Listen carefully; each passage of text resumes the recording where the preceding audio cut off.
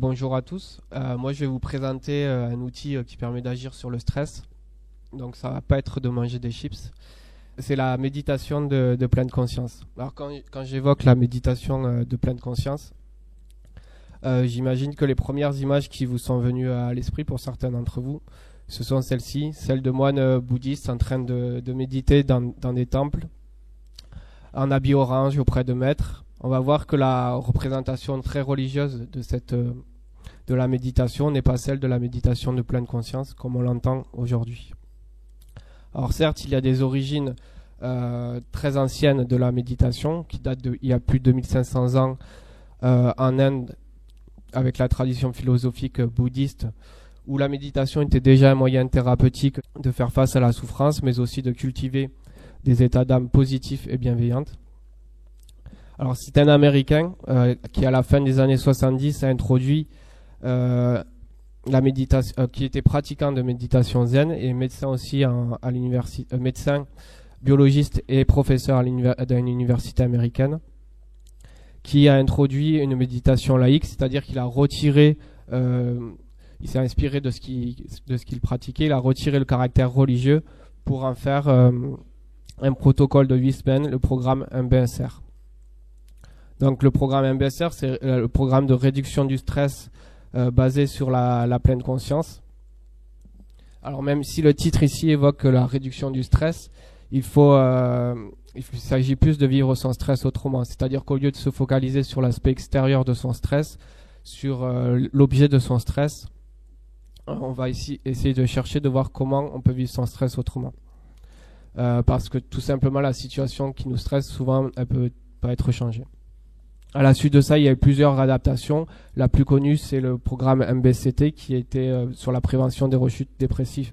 Mais après, il y en a eu un nombre assez impressionnant, on va dire. En France, la personne qui a le plus permis de contribuer à la démocratisation de cette pratique, c'est le médecin psychiatre Christophe André, qui a introduit la méditation en psychothérapie à l'hôpital Sainte-Agne à Paris. Pour Jon Kabat-Zinn, la pleine conscience consiste à porter intentionnellement attention à son expérience interne, c'est-à-dire aux pensées, aux émotions, aux sensations, ou externe du moment présent. Donc externe, c'est ce que l'on voit, ce que l'on ressent, ce que l'on entend, sans porter de jugement de valeur. Alors cette définition, elle demande quelques attitudes en particulier, celle de non-jugement, c'est-à-dire que notre cerveau va avoir souvent l'habitude de catégoriser, de comparer. Et là, on va juste se placer dans une position neutre en pleine conscience. Ça va demander aussi de ne pas avoir de filtre, c'est qu'on ne va pas se focaliser seulement sur les choses qui vont bien, mais aussi sur les choses qui ne vont pas bien.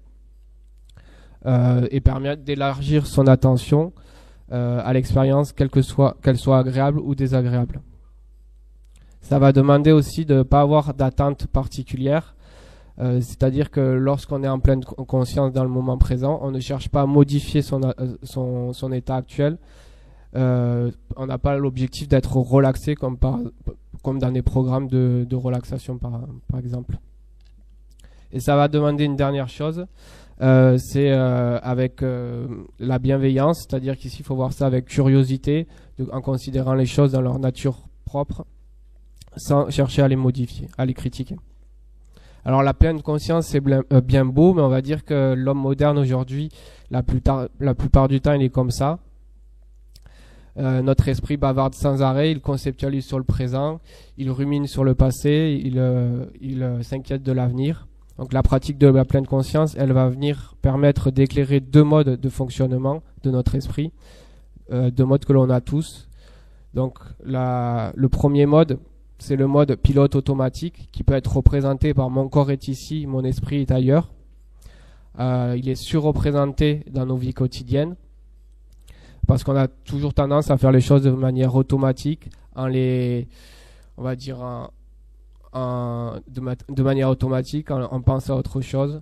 Et par exemple, c'est ces moments où vous conduisez 20 km sur l'autoroute sans vous en rendre compte et que en fait vous êtes parti dans vos pensées et que c'est ces moments-là qui sont représentés. On s'en rend compte vraiment au début de la pratique de la pleine conscience. C'est vraiment au tout début, dans les premiers exercices, on se rend compte de l'omniprésence de ce mode-là. Alors il va avoir quelques avantages, c'est qu'il est peu coûteux. Il permet de faire plusieurs choses à la fois. Et il va avoir un grand nombre d'inconvénients, c'est qu'on n'est pas réellement conscient de ce que l'on fait. On agit de façon automatique, que ce soit par exemple pour manger, pour conduire, pour travailler. Et nos réactions vont être guidées par des habitudes de pensée, des comportements hérités de notre expérience. Une des conséquences, c'est que ce mode peut nous replonger aussi sans cesse dans des vieilles habitudes mentales et peut nous conduire à des comportements inadaptés, irréfléchis, des pensées répétitives en allant jusqu'à la rumination, qui est un phénomène très présent dans les troubles de l'humeur tels la dépression. Et à l'opposé de ce mode, il va avoir donc le mode être. C'est le mode où on est pleinement là, ou pleinement conscient pleinement attentif à tous nos sens, à nos émotions, à notre environnement. Ça va souvent donner lieu d'ailleurs à des souvenirs assez forts. Et il va avoir donc quelques avantages, c'est de permettre de répondre aux situations par choix plutôt qu'en réagissant de manière automatique. Il permet aussi de prêter attention aux choses telles qu'elles sont et non telles qu'on aimerait qu'elles soient, et de prendre en compte et de nous rapprocher surtout de nos besoins fondamentaux en nous écoutant davantage. Mais il va avoir quelques inconvénients, c'est qu'il est peu fréquent et qu'il est plus coûteux. Et en quelque sorte, la pratique de la pleine conscience, dans un premier temps, va nous amener à éclairer dans quel mode on se trouve et de venir surtout renforcer le mode être, comme on pourrait renforcer un muscle en faisant de la musculation. Et ça permet en fait on essaie d'avoir une différence entre les deux, de voir la différence entre les deux et de venir avoir un meilleur équilibre entre les deux modes. Donc pour vous illustrer ça, je vous ai fait un petit dessin. J'ai un talent de dessinateur.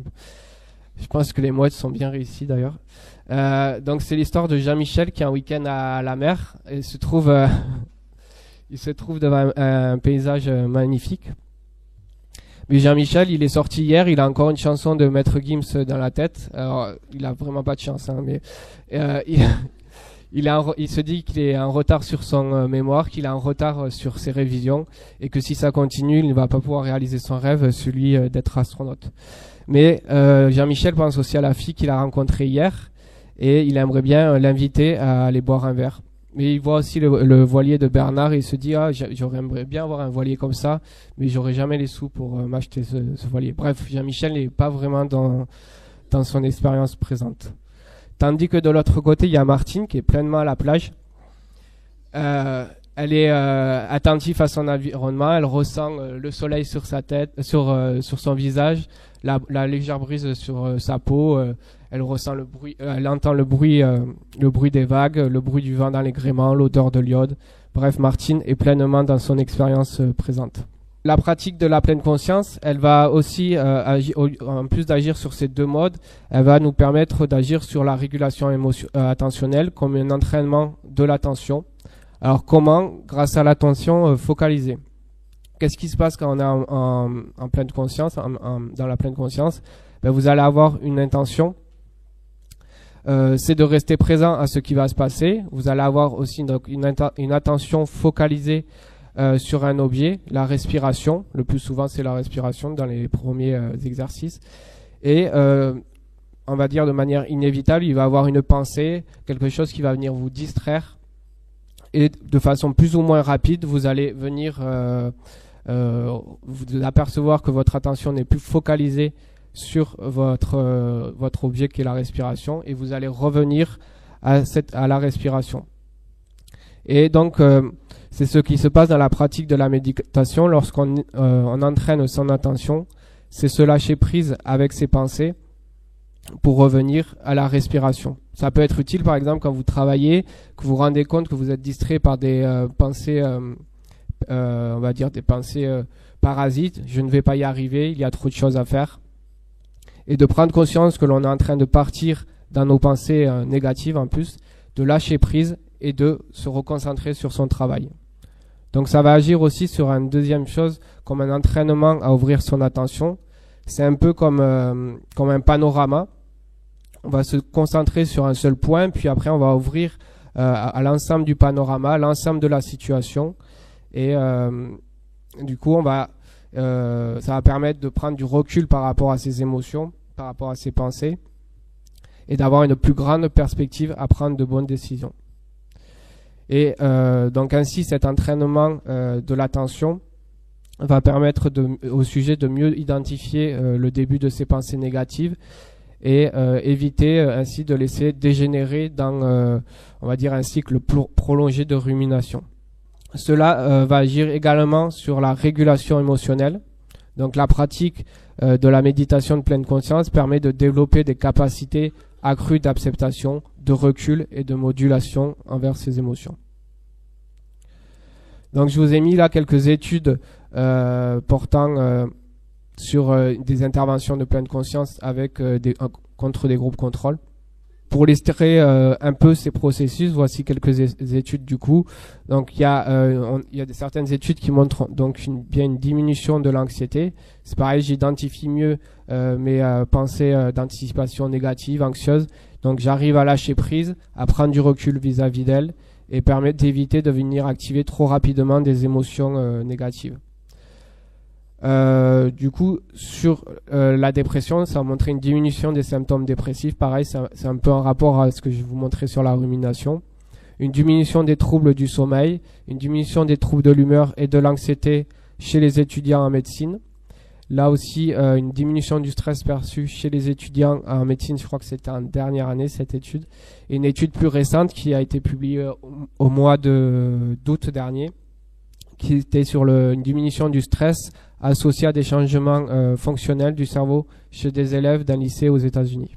Maintenant, je vais vous présenter un projet de recherche et un exemple d'intervention de pleine conscience.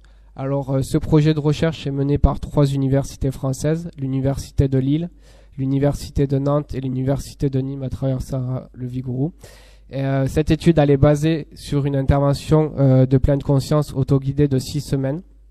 Donc on va offrir 8 podcasts audio aux participants et comme ça ils pourront s'entraîner chez eux à les utiliser et à la pleine conscience. Donc le programme dure 6 semaines. La première semaine, le thème ce sera sur la conscience corporelle avec un audio sur la respiration, un audio sur le balayage corporel. Donc sur la respiration, on va apprendre à avoir une attention focalisée sur elle, et sur le balayage corporel, c'est une attention focalisée sur les parties de son corps. La semaine 2, ça sera sur la pleine conscience des sens avec un audio sur la méditation des sens et un audio sur la méditation des sons. Il faut savoir que les audios font à peu près 15 à 20 minutes. La 3e semaine, ce sera sur tout ce qui est mouvement en pleine conscience. La 4e semaine, ça sera plus centré sur les pensées, avec un audio sur la méditation sur les pensées et un audio sur la méditation à comment faire face aux difficultés. La 5e semaine, ça sera sur tout ce qui est bienveillance. Et la 6e semaine, ça sera un aspect plus global où on va refaire un peu tous ces exercices pour faire le point, en fait, faire une partie plus générale. Cette étude elle a commencé l'an dernier, il y a eu déjà une première vague de participants, ça a donné quelques résultats préliminaires. Donc on a vu une diminution d'affects négatifs, une augmentation des affects positifs, une meilleure régulation émotionnelle et une augmentation des niveaux d'autocompassion. Je vais terminer par un peu d'autopromotion. Donc si vous avez des bonnes résolutions pour l'année 2020 pour agir sur votre stress, aider la science et un étudiant en Master 2 à valider son diplôme, vous pouvez m'écrire sur ce mail-là, valentin.mindfulnet@protonmail.com. Je vous enverrai toutes les informations, les fichiers d'information, les fichiers pour y participer. Donc le recrutement commence aujourd'hui. Et l'étude, elle commence donc à la mi-janvier. Ce qu'il faut retenir de cette présentation, c'est donc qu'il y a de nombreux protocoles validés scientifiquement, que ce n'est plus la représentation très religieuse qu'on peut avoir de la méditation, qu'il existe donc 2 modes de fonctionnement, le mode pilotage automatique et le mode être, que la méditation de pleine conscience va venir nous permettre de différencier ces 2 modes et muscler notre mode être pour arriver à un meilleur équilibre. Et enfin, ça va nous permettre d'agir donc sur la régulation cognitive, sur la régulation émotionnelle, comme on l'a vu. J'ai peut-être pas insisté sur ce point-là, mais c'est vraiment un entraînement mental, comme on pourrait s'entraîner au sport. Par exemple, si vous voulez courir un marathon demain, je pense que si vous vous entraînez une fois, vous risquez de prendre une grosse claque le jour du marathon. Donc là, c'est pareil, si il faut s'entraîner à avoir une pratique régulière pour avoir des réels bénéfices. Et la bonne nouvelle, c'est que vous pouvez venir essayer dès le mois de janvier la méditation de pleine conscience. Donc là, je vous avais mis quelques livres, mais on va pas avoir le temps du coup de les traiter. Et je vous remercie pour votre attention.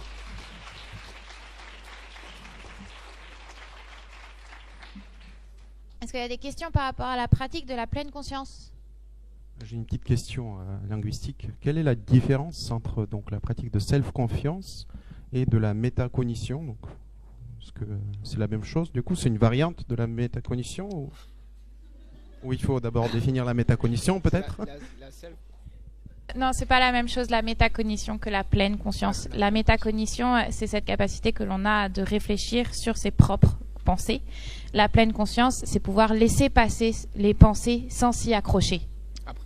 Après, ça va permettre une meilleure métacognition, je pense. Et effectivement, ça permet une meilleure métacognition, mais du coup, le processus n'est pas le même.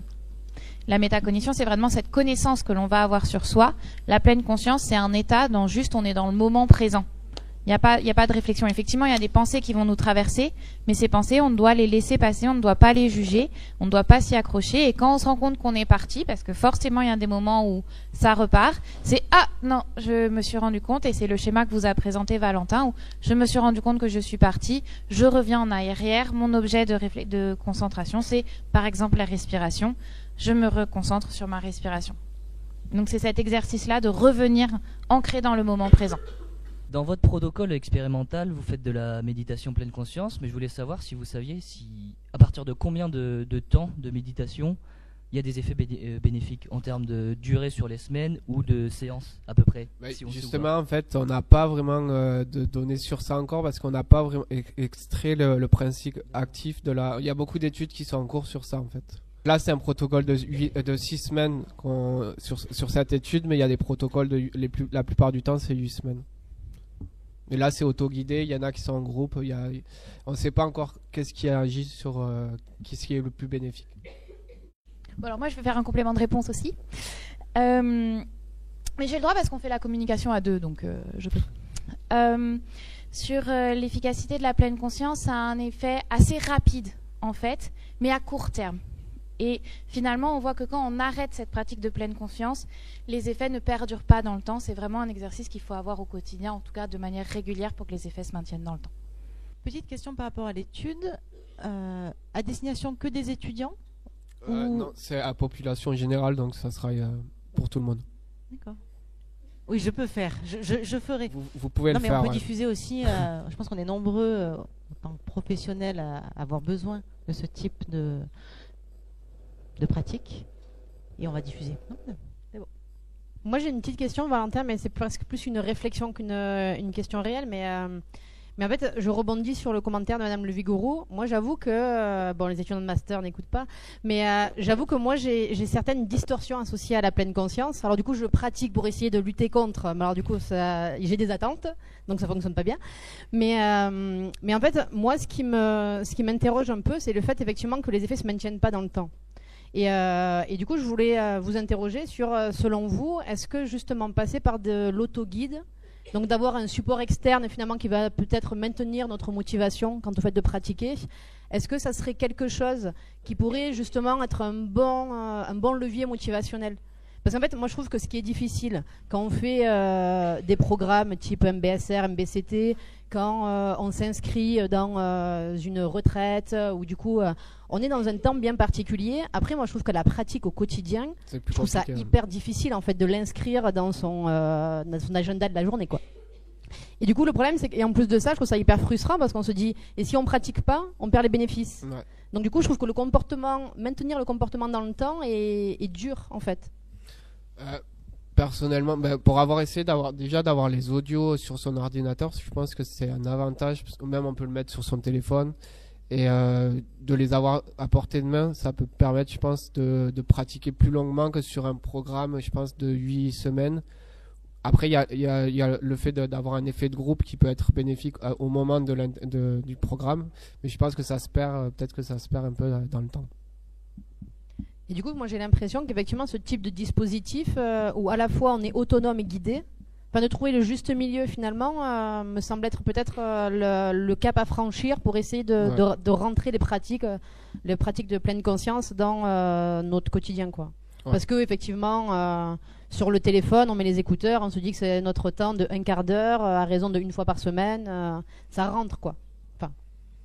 Après, ouais, c'est peut-être le succès, d'où le succès de certaines applications comme Petit Bambou, un truc comme ça.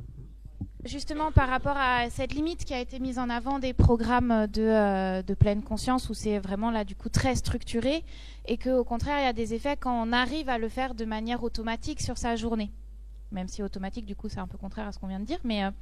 Et du coup, il y a de plus en plus de programmes qui incluent des exercices à la maison, de par exemple, pouvoir se brosser les dents en pleine conscience.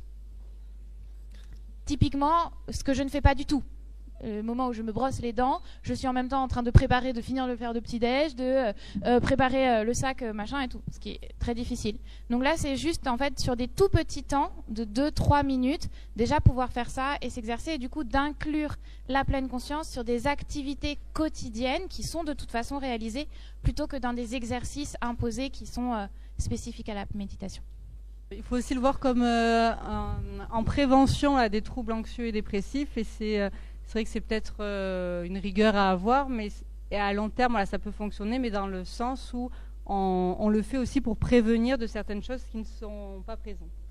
Voilà, c'est aussi dans cet aspect-là le principe de la méditation. Et là, par contre, voilà, il y a des études qui ont montré que c'était très efficace dans la prévention de ces troubles. Alors, juste, on va passer à la suite parce que sinon on n'aurait jamais le temps, mais je vous encourage vivement à contacter les intervenants si vous avez des questions. Merci beaucoup, Valentin.